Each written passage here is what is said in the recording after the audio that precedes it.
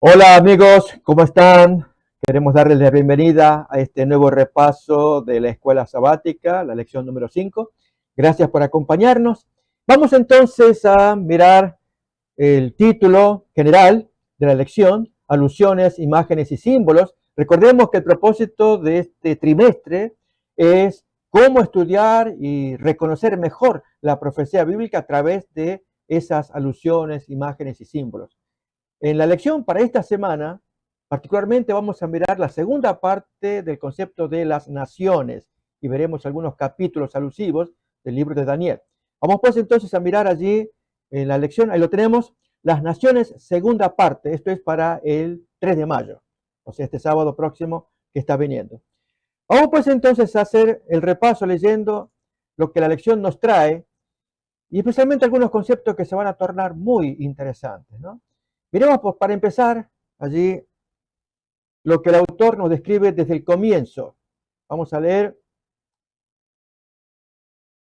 A lo largo de los siglos, algunas personas han sostenido que Dios deseaba que la humanidad cayera en pecado y muriera, lo que finalmente los llevaría, en la persona de Jesús, a la cruz.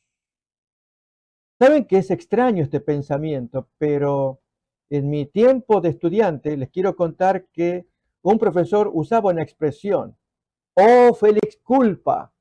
Y lógicamente, allí los alumnos, pues, ¿y a qué se refiere? Bueno, es una frase que se le atribuye a San Agustín.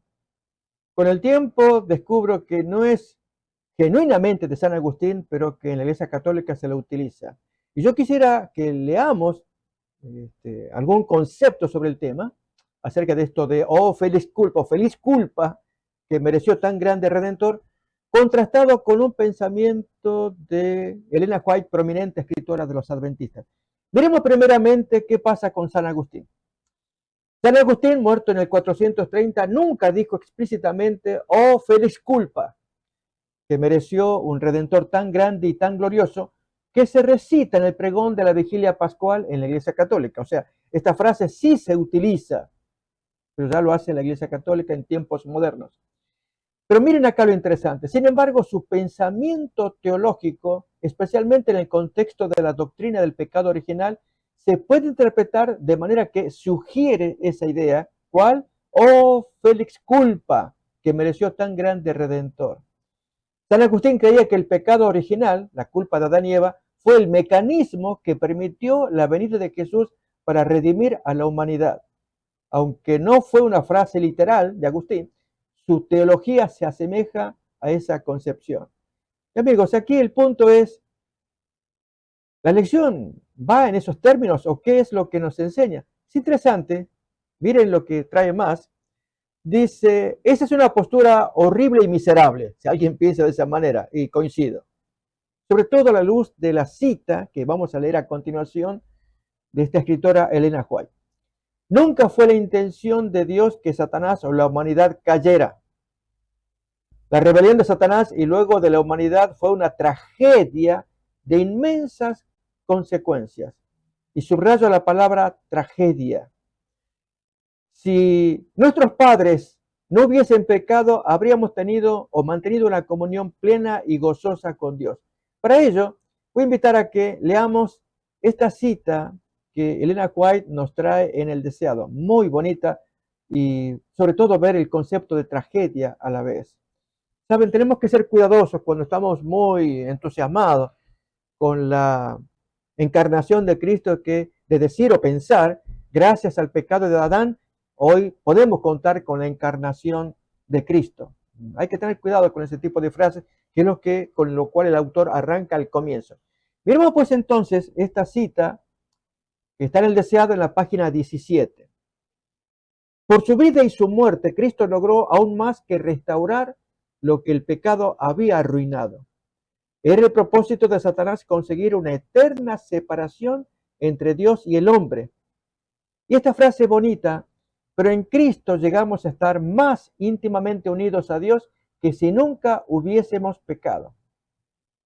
Al tomar nuestra naturaleza, el Salvador se vinculó con la humanidad por un vínculo que nunca se ha de romper. Sigue todavía persistiendo la idea de tragedia, pero Por causa de esta tragedia causada por Satanás y por Adán y Eva, Jesús tomó su decisión y estamos más unidos a Dios que si no hubiéramos pecado. Pero amigos, pensemos, nos trae gozo y obviamente trae gozo al Padre y a Jesús. Pero alguna vez nos pusimos a pensar que fue esta tragedia la que provocó una separación en la divinidad, porque hasta ese momento Jesús y el Padre eran absolutamente unidos, como siempre lo han sido y lo han de ser. Pero por causa de la tragedia apareció un elemento nuevo. ¿Cuál es? La encarnación de uno de esos miembros que componían la divinidad. Nunca más Jesús recuperará su anterior forma de ser un ser espíritu. Recordémonos que esa fue la forma en cómo se apareció en la tierra en varias ocasiones. Por ejemplo, en Génesis 18, cuando se apareció a Abraham, acompañado de dos ángeles, tres caminantes que se aparecen allí a Abraham. O en Josué capítulo 5, que se aparece vestido de soldado, con una espada desenvainada, y Josué que pregunta si eres de los nuestros o de los enemigos. Allí vemos al Hijo de Dios que aparece y desaparece. Es un espíritu. Sin embargo, ahora, desde la encarnación, siempre Jesús conservará nuestra naturaleza de carne, como la que tenemos, y por lo tanto estamos más vinculados a Dios como nunca antes lo hemos estado. A eso apunta la cita que hemos leído. Pero miremos más algún comentario que el autor nos trae en la lección. Esta semana seguiremos examinando los problemas causados por la caída y por el deseo humano de establecer gobiernos terrenales en lugar del divino. Y para ello miraremos el libro de Daniel. Acá hay algo interesante. La caída fue horrible, así lo tenemos que concebir, pero Dios actuó. Y el hombre que no logra ver la actuación de Dios, la actuación rápida, contundente, al prometer que la semilla de la mujer, recuerdan, la simiente de la mujer, heriría mortalmente al enemigo. Hacía falta que esa promesa siempre el hombre la conservara a la hora de desenvolverse, de llevar adelante sus actividades o eventualmente de formar su gobierno. Como vamos a mirar acá, todavía que seguimos leyendo un poco más la cita, cuando dice, estos temas son poderosamente presentados en el libro de Daniel, donde se muestra que Dios estaba en lo cierto cuando advirtió a su pueblo acerca de lo que sucedería cuando se apartaran de él y eligieran autogobernarse.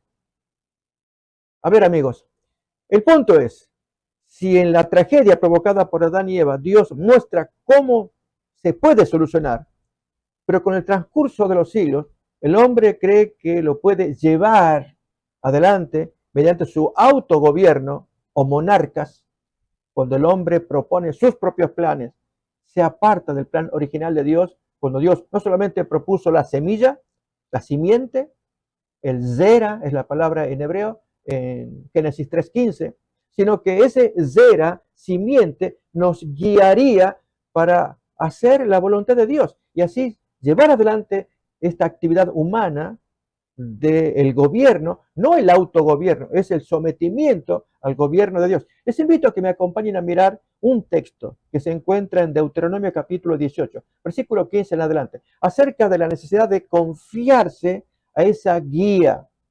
Recuerden, aquí vamos a mirar en esta semana el contraste entre dos modos de gobernarse.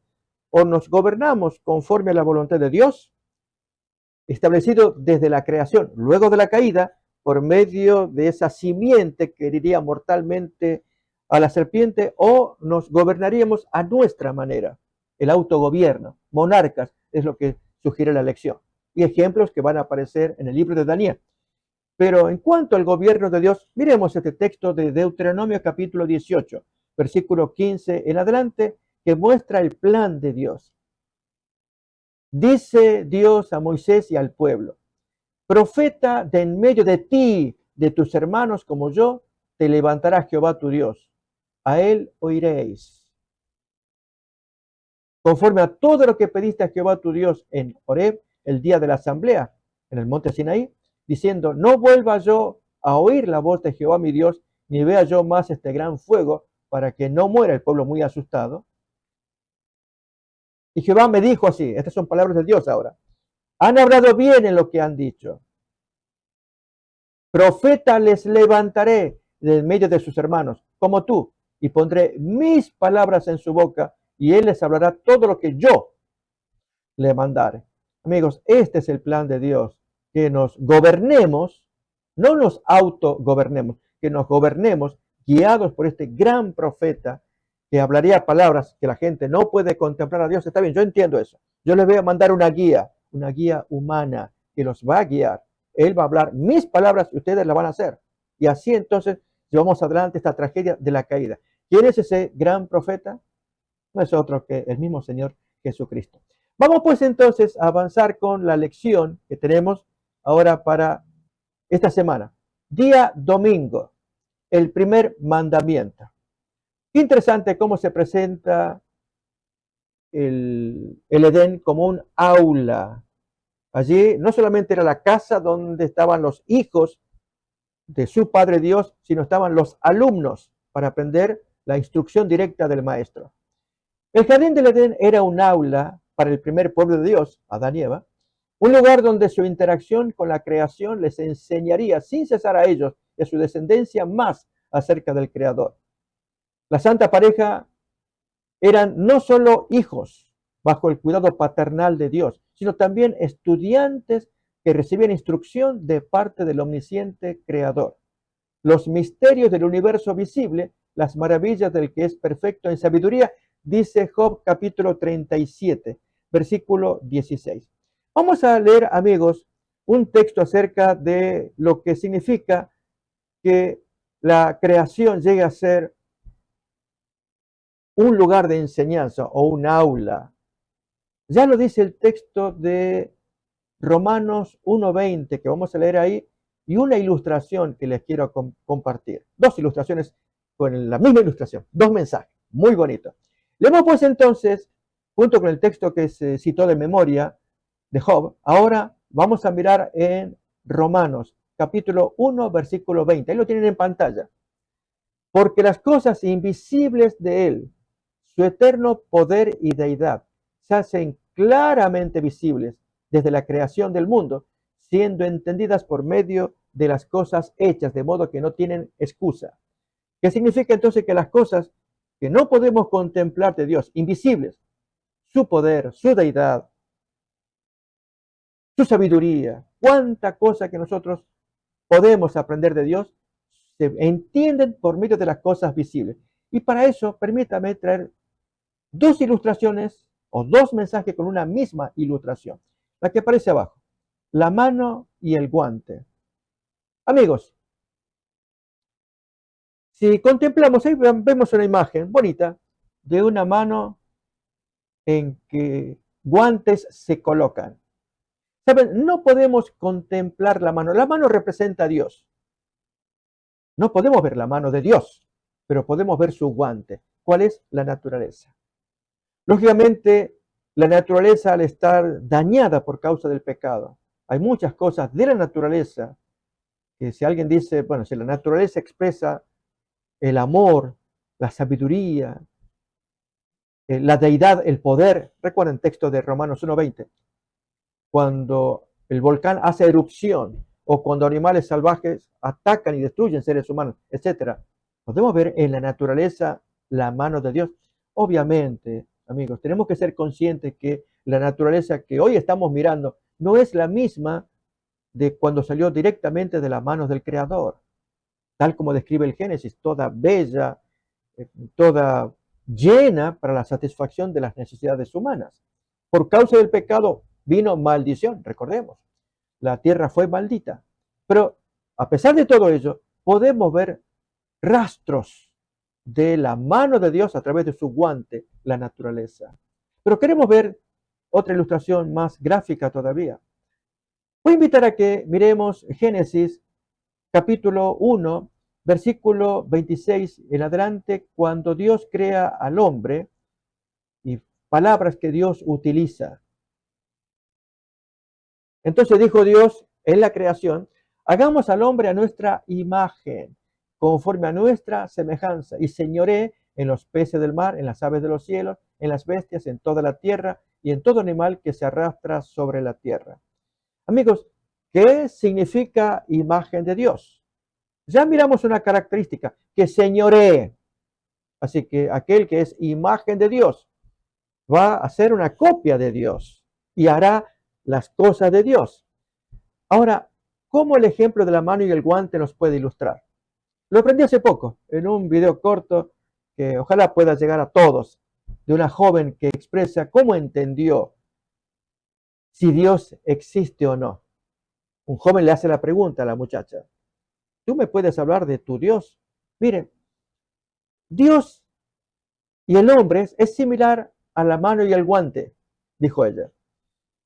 Así como la mano tiene vida, pero en este caso no la podemos ver. La mano se mete en el guante y cuando está la mano en el guante y la mano se mueve, tiene vida. No por el guante, por la mano que está dentro.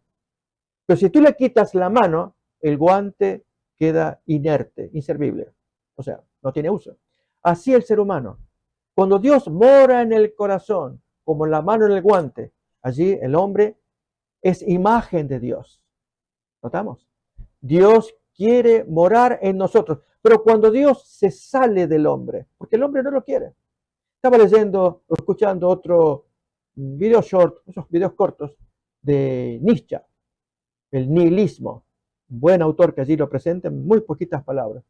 Este famoso filósofo alemán, ateo, quien sostenía que los valores cristianos, o quien lleva adelante los valores cristianos, son valores sin sentido porque van en contra de la naturaleza del ser humano. ¿Cuál es? El yo, llevar adelante el yo. En otras palabras, el cristianismo se enfrenta, es un punto flaco, débil, que se enfrenta con algo más superior, que somos nosotros mismos, valernos por nosotros mismos, el yo. Saben, amigos, este señor finalmente falleció loco también, enfermo, estaba enfermo. Pero esa idea de creer que aquí adentro tenemos vida por nosotros mismos, independientemente de Dios, y podemos demostrarlo siendo superiores.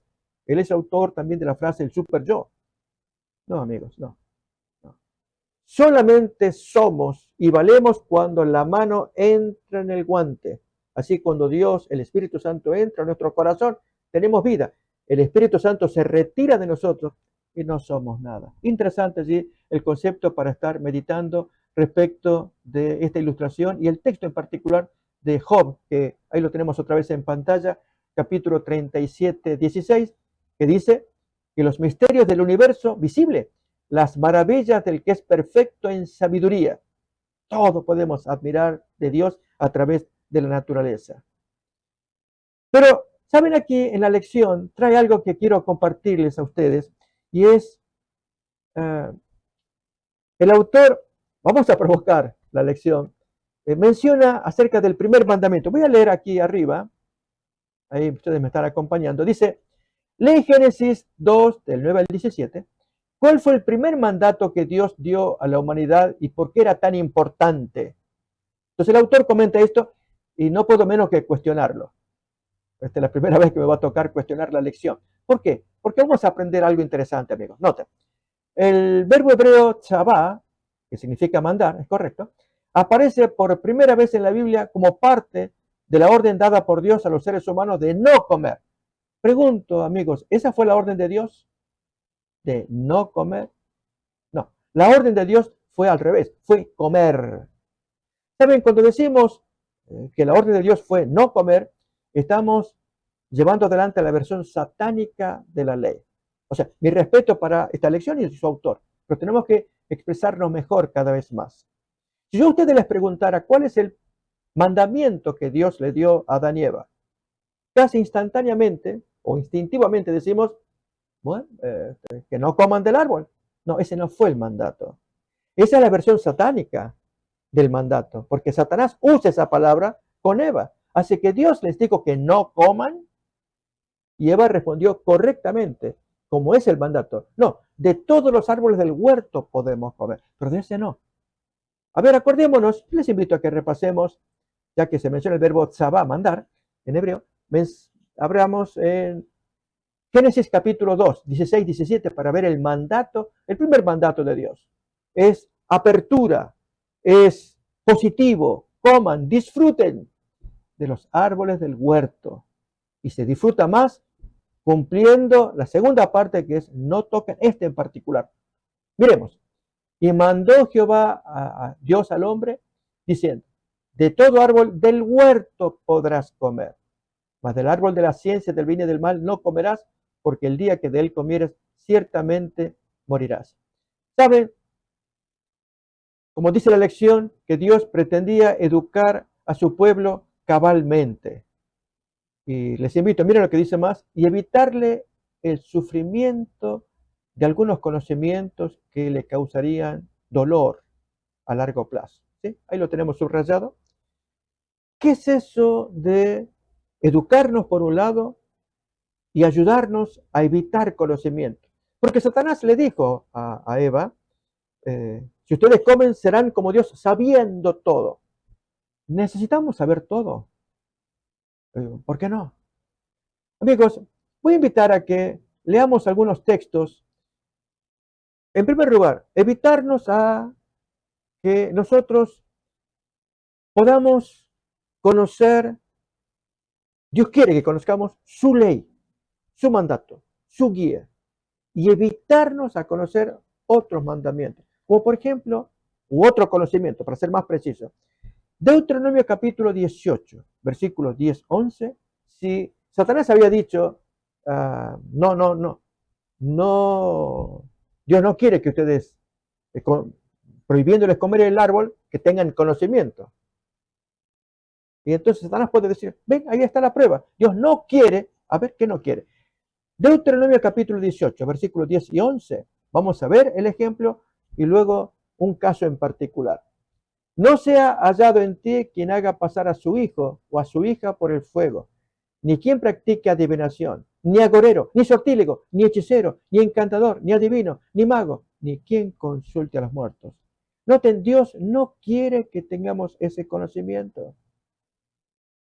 Pero, ¿qué hacemos, amigos, cuando necesitamos algún conocimiento para enfrentar problemas difíciles? Miren el texto de 1 de Samuel capítulo 28. Del versículo 3 al 7 tenemos un ejemplo de alguien que necesitaba ayuda divina y no la obtenía. Ya Samuel había muerto. 1 de Samuel capítulo 28 del 3 al 7, ¿no? Ya Samuel había muerto y todo Israel lo había lamentado y le habían sepultado en Ramá, su ciudad. Y Saúl había arrojado de la tierra a los encantadores y adivinos. Se juntaron pues los filisteos y vinieron y acamparon en Sunem, y Saúl juntó a todo Israel y acamparon en Gilboa, una guerra inminente. Y Saúl busca guía divina, cómo enfrentar la situación. Veamos qué pasó en los siguientes versículos. Y cuando Saúl vio el campamento de los filisteos, tuvo miedo y se turbó su corazón en gran manera. Y consultó Saúl a Jehová, pero Jehová no le respondió, ni por sueños, ni por Urim, ni por profetas. ¿Qué está pasando? Aquí este hombre busca la guía de Dios, el conocimiento de Dios, la dirección de Dios. Y Dios no responde. Bueno, entonces, si Él no responde, la pregunta es, ¿estamos autorizados para buscar otra salida? Satanás diría, ¿vieron? Dios lo prohíbe. Pero si ustedes hacen lo que yo les digo, ustedes van a tener ese conocimiento. Bien, miremos qué pasó con el siguiente versículo. Entonces Saúl dijo a sus criados, buscadme una mujer que tenga espíritu de adivinación, para que yo vaya a ella y por medio de ella pregunte.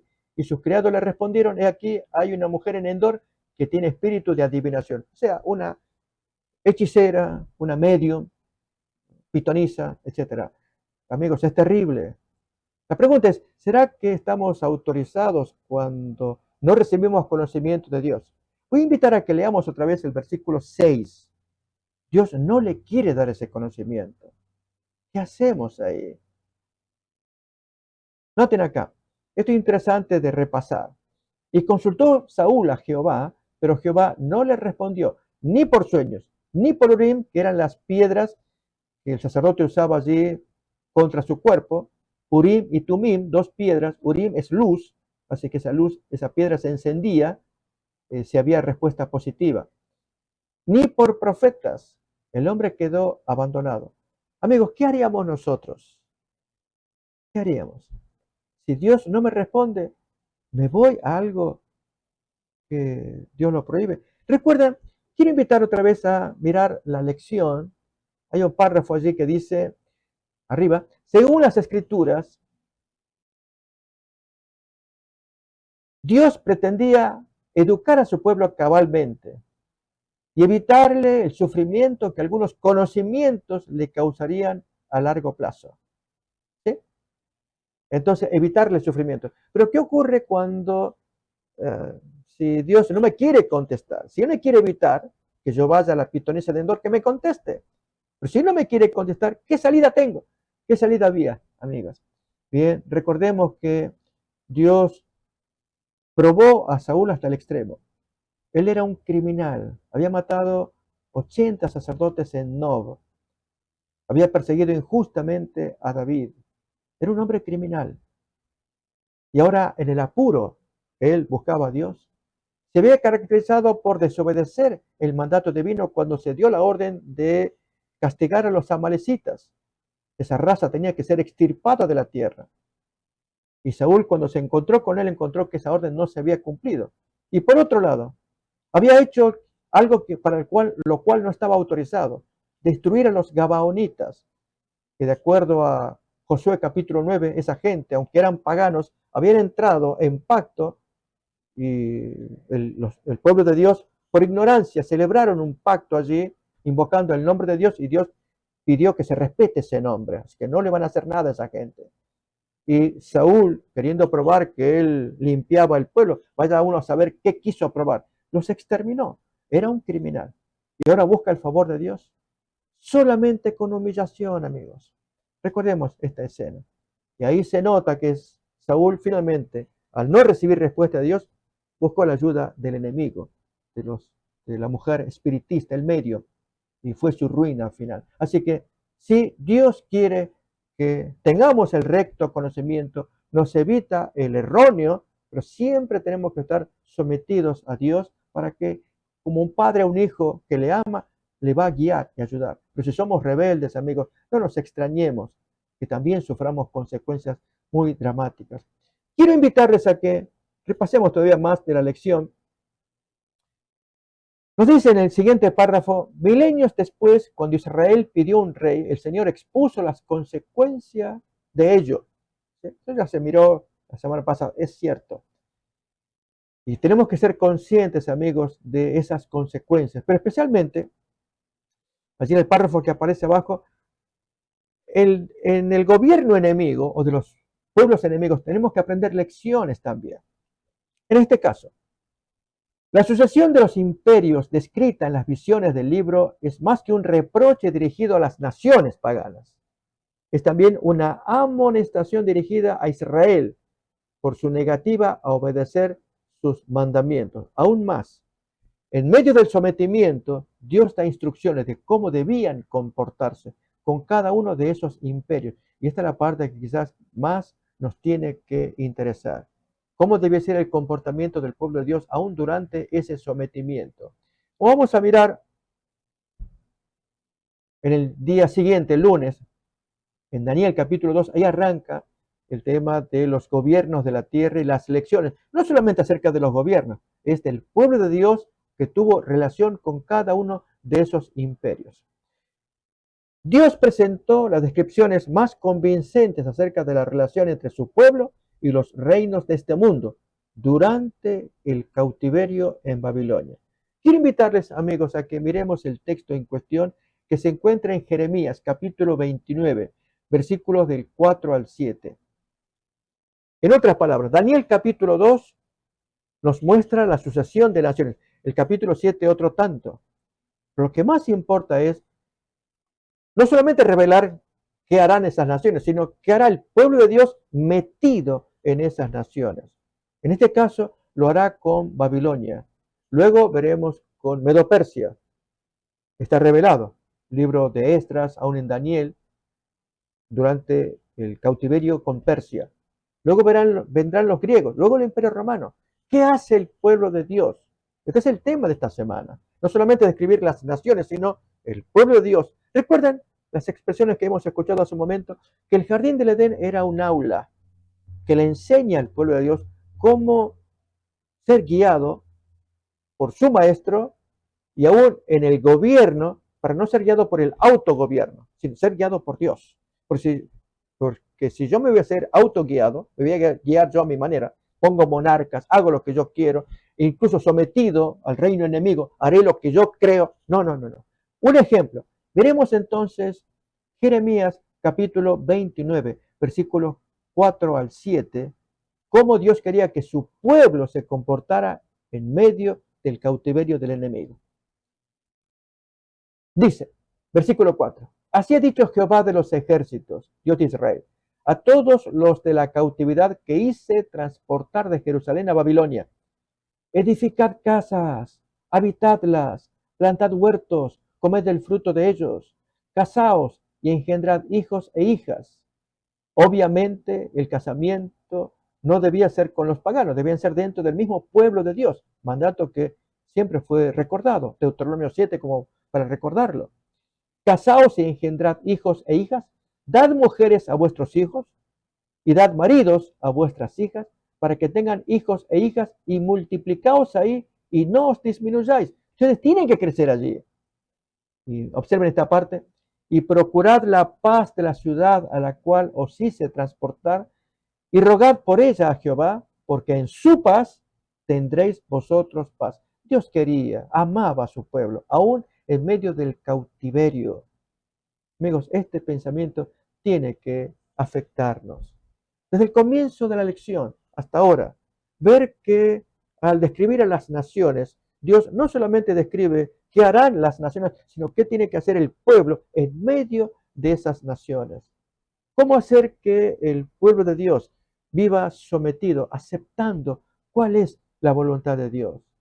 Saben, muchas veces nos creemos en libertad, como hacían los fariseos en los días de Jesús, que al vivir sometidos por el Imperio Romano, ellos debían, en el caso de fariseos, saduceos, los celotes, esta gente en particular eran violentos, los saduceos eran de la alta sociedad, de los sacerdotes mayormente, ellos aprovechaban las circunstancias para vivir lo más cómodo posible, sacando dinero. Los fariseos siempre con su manera de repelencia para con los invasores, pero con una actitud engañosa en sus corazones.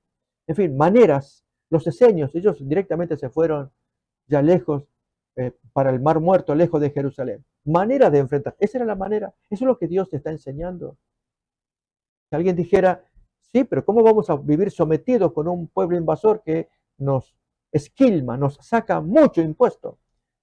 Amigos, recordemos, el hecho de que el invasor hubiera venido, Babilonia, Medo-Persia, Grecia, Roma, el Imperio Romano en aquel tiempo, era por causa de los pecados. Y eso es lo primero que tenemos que reconocer. Y entonces el hombre que entra en paz con Dios, aunque esté sometido por el enemigo, puede vivir en libertad, en su conciencia, estar en paz con Dios. Jesús mismo enseñó al respecto, aun estando sometido al gobierno enemigo.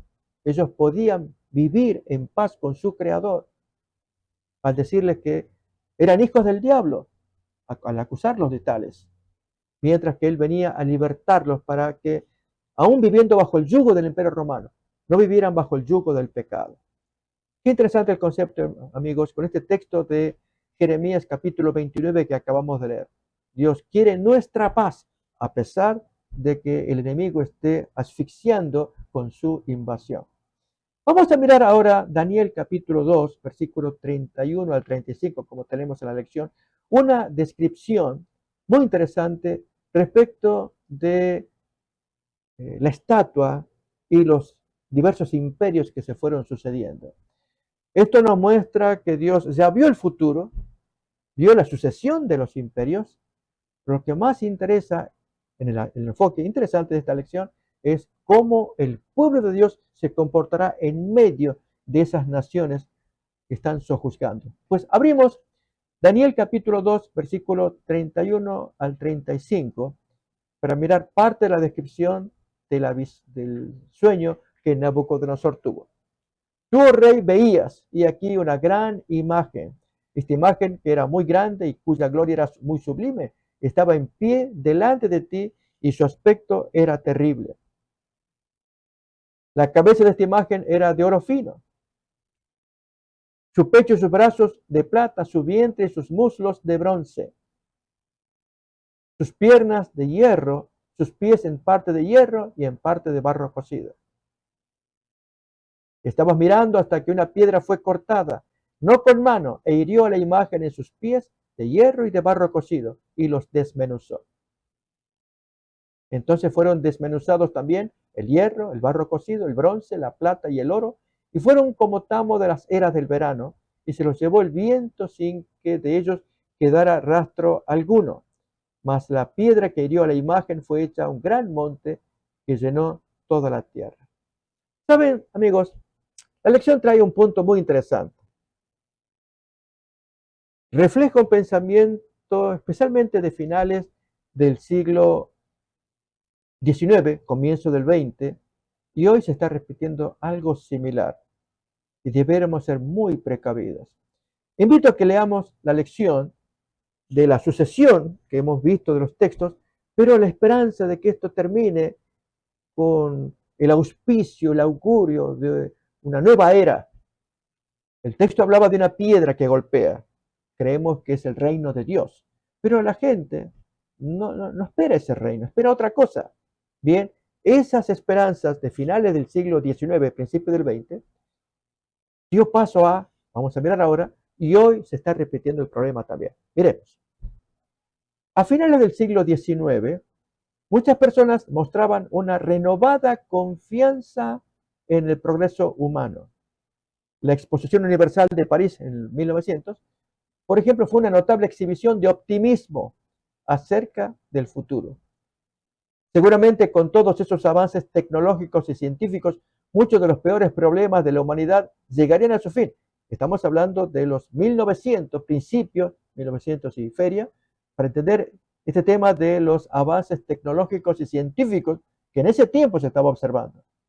A medida que la humanidad se adentraba en el siglo XX, esto es, insistimos otra vez, siglo XX, 1905, 1910, cundía entre muchos pensadores el optimismo de que los ideales de la ilustración, como es la perfectibilidad humana y el poder de la razón, marcarían el comienzo de una nueva y maravillosa era para la humanidad. Sin embargo, la Primera Guerra Mundial acabó rápidamente con esos sueños. Guerra que comienza en 1914. Y amigos, ustedes ya conocemos la historia de esta triste escena. Primera Guerra Mundial, luego Segunda Guerra Mundial. Y ahora no estamos viviendo en una época de mucho optimismo también por un fenómeno que actualmente se puede contemplar. ¿Cuál es? Yo quisiera, mis amigos, que lo podamos leer todos juntos. Una nota que yo agregué acá, que la quiero compartir con ustedes. Y esto es para que nosotros seamos cuidadosos, porque esta nueva era que actualmente está ocurriendo, está dando que hablar. Es más, creo que usted y yo la estamos viviendo, saboreando. Si usted me dice, ¿a qué se refiere? Si usted se traslada de un lugar a otro, se traslada con un GPS, por ejemplo. Bueno, miren lo que puse acá. ¿No ocurre actualmente lo mismo con lo que la inteligencia artificial nos puede ofrecer? Una simple nota. Yo le invito a que usted lo piense. Saben, hoy actualmente mucha gente está entusiasmada con este avance, a pesar de que hay gente que está advirtiendo. De hecho, hace un tiempo, científicos, más de 1000 científicos, propusieron un stop por 6 meses porque se estaba disparando el control de la inteligencia artificial. De hecho, hay advertencias al respecto. Nosotros quizás podamos escuchar a qué se refieren, qué están diciendo. A mí me resulta útil. Pongo el chatbot, le hago preguntas y me responde, pero todo bien. Y investigo por allá y me ahorra lectura, horas de libros, etcétera. Lo que usted quiera mirar. No, será una cosa pasmosa para el futuro inmediato que ya se nos está abriendo, o que se abrió. Quiero traer, amigos, solamente para repasar lo que estoy contando, la carta en la que más de 1000 expertos piden frenar la inteligencia artificial por ser una amenaza para la humanidad. Esto fue publicado hace un tiempo, y aquí está una imagen del chat bot, el chat GPT, y data de marzo del 2023. Ya han pasado 2 años, y alguien dirá, "Bueno, no pasa nada". Gente que siempre están los teoréticos de la conspiración, ¿eh? La teoría de la conspiración, que echan miedo. Cuando hay algo que está bien bueno, sólido, pujante, y que nos puede traer tanto beneficio. Amigos, recordemos, hemos leído hace un momento, por eso la lección está bonita, a la hora de razonarlo. Así ocurrió a fines del siglo XIX y principios del XX, que se creía que entrábamos a un mundo nuevo y nos despertamos a una pesadilla con el inicio de la Primera Guerra Mundial. Y así a lo largo de las décadas hasta la época, e incluso todavía se habla de amenaza de una Tercera Guerra Mundial. Pero entonces, ¿dónde aparecen esos sueños de que por fin el ser humano o la raza humana se estabiliza? No, amigos, la profecía de Daniel capítulo 2 tenía razón. Después de la sucesión de reinos viene uno, pero que no es de hechura humana. Es Dios, el texto nos dirá, una piedra que fue sacada no por mano humana. ¿eh? Yo voy a invitar a que repasemos el texto de la profecía. Entonces fueron desmenuzados el hierro, el barro, el bronce, la plata, el oro, todo lo que componía la historia de la raza humana, con sus respectivos reinos y proyectos. Y fueron como tamo de las eras del verano, y se los llevó el viento sin que de ellos quedara rastro alguno. Pero la piedra, que el texto nos dirá que fue sacada sin mano, o sea, sin mano humana, una creación humana, que hirió la imagen, se convirtió en un gran monte. Ese es el reino de Dios y que llenó toda la tierra. Así que, amigos, creo que sería bueno pensar en los consejos. Ahí tenemos una imagen para recordarlo, ¿no? Los consejos que nos da la palabra de Dios. Dios siempre sabrá todas las cosas antes que ocurran para que el hombre esté seguro de que Dios quiere lo mejor para nosotros y el hombre confíe en él. Vamos a tomar la frase que trae Martin Luther King, que está en la lección, bonita por cierto. Tenemos misiles hábilmente teledirigidos, pero hombres sin ningún tipo de dirección. Ese es el punto.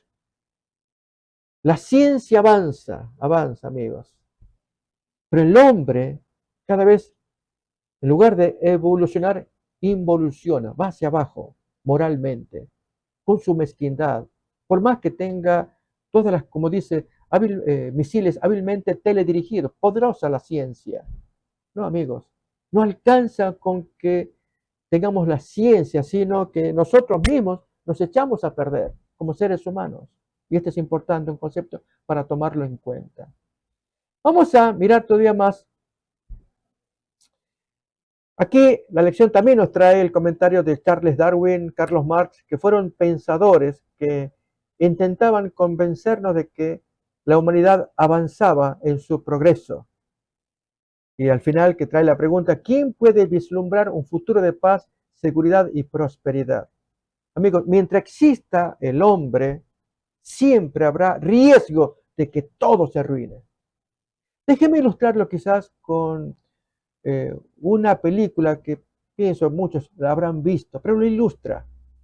Sirva como ilustración nada más. Jurassic Park. Cuando allí estos científicos de visita fueron al laboratorio para conocer semejante creación que se estaba haciendo, uniendo ADN de restos fósiles con secuencias de animales que podrían unir y crear entonces, ¿viene una cosa terrible? Que de paso hay un concepto similar en una cita de Elena White, escritora de los adventistas. La amalgama de hombre y bestia, menciona ella en un libro, 2 veces publica esa cita. Es como para que se dedique un tiempo especial a investigar qué significa eso, por lo cual dice, vino el pecado grave que provocó el diluvio. O sea, ese tipo de trabajo causó el diluvio en la antigüedad. Bien. Hoy, solamente en la ficción, aunque hay elementos que cuentan que hay gente que está, científicos que están trabajando al respecto, unir estos, ahí tenemos alguna imagen para solamente ilustrar, amigos, porque es pura ilustración de una ficción. La película es una ficción, pero basada en hechos de gente que están trabajando en ese sentido. Pero hay una parte de esa ficción donde, asombrados los científicos que miraban cómo estaban siendo construidos estos animales a través de restos fósiles encontrados, unidos con secuencias de animales vivos, en ese caso ranas o mosquitos, allí unidos, pero todo controlado bajo corriente eléctrica, si ustedes se acuerdan, si miraron la película. Pero aquí que uno de los empleados del hombre era un hombre ambicioso, él no tenía escrúpulos. En un momento, para robar los óvulos allí, huevos que estaban siendo procesados, él quita la corriente y se introduce para robar esas cosas, y al quitarle la corriente, amigos, todo el edificio quedó desprotegido. Y de eso trata el drama. Este es el actor para recordar allí la escena. ¿A dónde quiero llegar? Amigos, parecía todo cercado, todo protegido para hacer experimentos, crear todo, que sea un lugar de entretenimiento, que era el objetivo del dueño, que vengan los niños a observar tremendos reconstrucciones de animales pasados, etcétera, todo, pero cercado, así que no había nada que temer. ¿Vieron cuando vamos a lugares donde aparece el poderoso león y los niños que se acercan para mirar, pero hay un ventanal de vidrio sólido? Ustedes habrán visto imágenes así. Y el animal pues ataca y rebota allí contra el vidrio. Y el niño pues no sabe, el animal está agresivo. Y el papá se confía porque allí hay una fuerte muralla de vidrio, poderosísima, que el animal no lo puede destruir. Y confiamos. Así pasó con ese perímetro, hasta que vino alguien que le quitó la seguridad. Así es el hombre perverso. Amigos, nosotros necesitamos seguir confiando en Dios. Bien, vamos a avanzar todavía más con la lección. Tenemos para el día martes la mención del Daniel capítulo 7. Fíjense aquí, nos trae el comentario.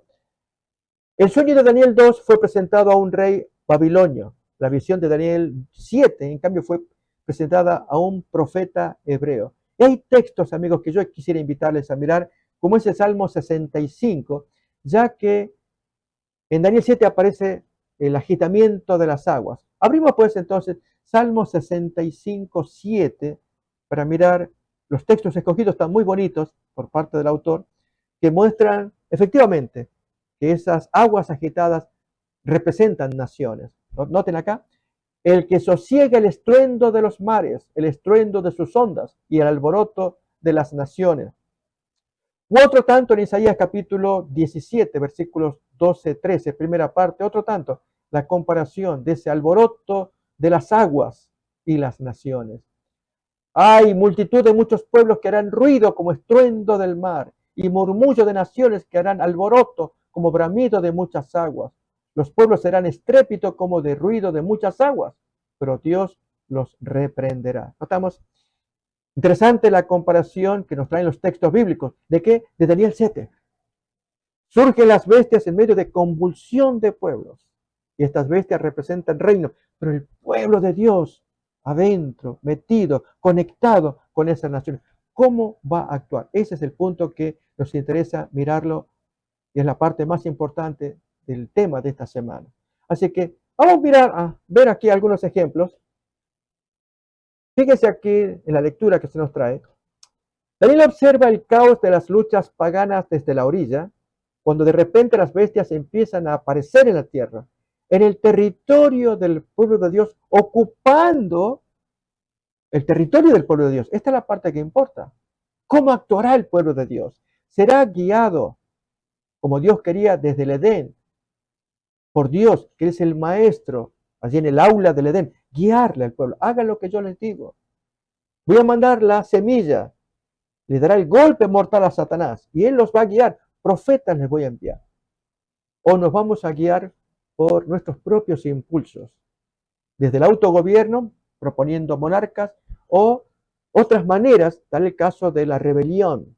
No soporto este gobierno, vamos a actuar a nuestra manera. No, no, no, cálmate.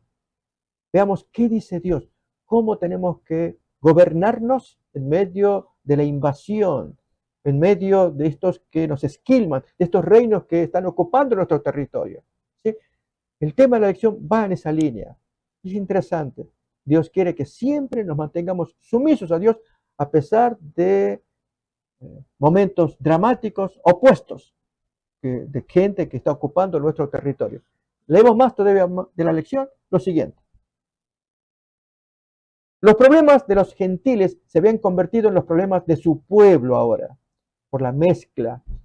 Este había elegido vivir como los paganos, así que ahora viviría entre ellos y bajo su dominio. A partir de la dominación babilónica, el pueblo del pacto nunca volvió a disfrutar de una autonomía completa, duradera, como fue el plan de Dios cuando dio las leyes a Moisés y fundó lo que llamamos teocracia, el gobierno de Dios. Pero cuando el pueblo busca independizarse de Dios, como lo hizo el pueblo en tiempo de Saúl, eligiendo el rey, ¿Dios qué puede hacer? Esa es la lección, amigos, que tenemos que extraer para nosotros hoy también. Y sobre todo, amigos, ¿cómo hacemos cuando tenemos que someternos a las autoridades en tiempo moderno, como cuentan varios textos? Romanos 13, por dar ejemplo. Vamos a mirar más todavía de la lección allí el día miércoles entre la tierra y el mar. Simbólicamente, cuando se yuxtaponen la tierra y el mar, la tierra suele representar el mundo ordenado e incluso la tierra de Israel, mientras que el mar se refiere a las naciones gentiles que la amenazan igual que el mar amenaza la tierra. Una vinculación que hay entre el mar y la tierra. Pero amigos, como la lección también nos trae Apocalipsis capítulo 10, profetiza de nuevo sobre muchos pueblos, naciones, lenguas, allí. Quisiera traer el comentario de Apocalipsis capítulo 10. Esto aparece en el día jueves, pero el comentario de Elena White lo traemos a continuación para que lo leamos. Para ello, vamos a leer solamente los primeros textos de Apocalipsis capítulo 10. Abrimos Apocalipsis 10, versículo 1 en adelante, y luego traeré la lectura de la cita de Elena White para que lo podamos conocer. Interesante que Jesús o el ángel allí se posa sus pies sobre el cielo, perdón, sobre la tierra y el mar y va a dar un mensaje. Abrimos pues entonces estos textos. Vi descender del cielo a otro ángel fuerte envuelto en una nube con el arco iris sobre su cabeza. Y su rostro era como el sol y sus pies como columnas de fuego. Versículo 2. Tenía en su mano un librito abierto y puso su pie derecho sobre el mar y el izquierdo sobre la tierra. Ahora, permítanme traer esta lectura basada en este texto que se nos trae la lección de Apocalipsis 10. E incluso nos sugiere, ¿qué comentaríamos nosotros allí? Yo sugiero que la cita que leemos ahora, que aparece en el comentario bíblico del tomo 7 sobre Apocalipsis 10, trae lo siguiente. Miremos. Un ángel poderoso que instruyó a Juan era nada menos que Cristo. Cuando coloca su pie derecho en el mar y su pie izquierdo sobre la tierra seca, muestra la parte que desempeña en las escenas finales del gran conflicto con Satanás. A eso se refiere, profetiza otra vez que se viene un gran mensaje para la tierra. Apocalipsis 10. Esta posición denota su supremo poder y autoridad sobre toda la tierra. El conflicto se ha intensificado y agudizado de una época a otra y seguirá intensificándose hasta las escenas finales, cuando la obra magistral de los poderes de las tinieblas llegará al máximo. Satanás junto con los hombres impíos engañará a todo el mundo y las iglesias que no reciban el amor de la verdad. Pero el ángel poderoso exige atención. Clama en alta voz. Debe mostrar el poder y la autoridad de su voz a aquellos que se han unido con Satanás para oponerse a la verdad. De allí entonces el pie en la tierra y el otro en el mar, abarcando el mundo. Después de que los 7 truenos emitieron sus voces, se le ordena a Juan, como a Daniel, esto aparece en Apocalipsis 10, con respecto al librito, sella las cosas que los 7 truenos han dicho. Estas cosas se refieren a sucesos futuros que serán revelados a su debido tiempo. Voy a avanzar más todavía con la cita. La luz especial que se le dio a Juan, expresada en los 7 truenos, eran un bosquejo de sucesos que debían ocurrir bajo los mensajes de los ángeles primero y segundo. No era lo mejor para la gente conocer esos eventos porque su fe debía ser necesariamente probada. Con esto, amigos, apenas estamos trayendo parte de la cita de cuán solemne era ese momento para un pueblo que debía comer el librito. Sería amargo, dulce en la boca, amargo en el vientre, y sin embargo la orden profetiza otra vez. Lección del día jueves. Hay un mensaje para nosotros, amigos, y es entendiendo la tierra y el mar, que hay una voz de parte de Dios. Profetiza otra vez. Necesitamos valernos de esa misión. Profetiza otra vez, enseña otra vez, enseña la palabra, guía a la gente, e incluso más. ¿Profetizar qué? En el siguiente versículo, Apocalipsis 11:1, se nos dice qué hay que profetizar. Y es la doctrina del santuario, incluso más, la del juicio investigador que uno puede mirar allí en ese versículo. Así, amigos, tratamos de contemplar la lección. Lógicamente, ustedes y yo podemos ahondar en más detalles cuando nos encontremos con los hermanos. Pero ya tenemos un panorama para poder guiarnos. Deseamos que Dios les guíe a ustedes, les dé fuego, fuerza para predicar la palabra de Dios y especialmente este tema, las naciones y el pueblo de Dios en medio de esas naciones, profetizando otra vez, llevando el mensaje del Señor. Que Dios les bendiga y tengamos un muy buen fin de semana. Amén.